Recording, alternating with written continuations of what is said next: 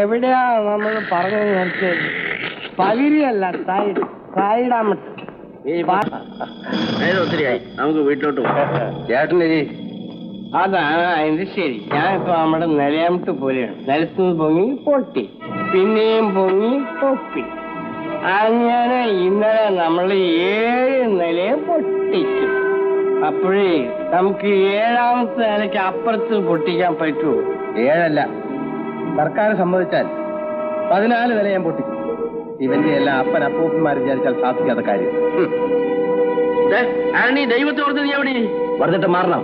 ഇല്ല, മാറില്ല. മാറി നിങ്ങൾ ഇവിടെ കുഴപ്പമുണ്ടാക്കൂടെ? എങ്കിൽ ചാരായം കഴിച്ചാൽ വയറ്റിൽ കിടക്കണമെന്ന് കൂട്ടുകാരോട് പറഞ്ഞേക്ക്.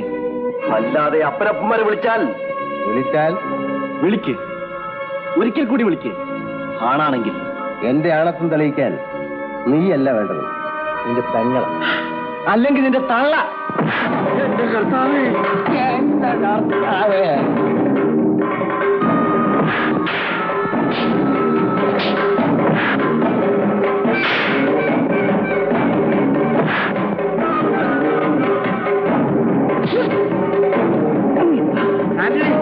മോനെ ഒന്ന് നിർത്ത്. എന്തായി കാണിക്കുന്നത്?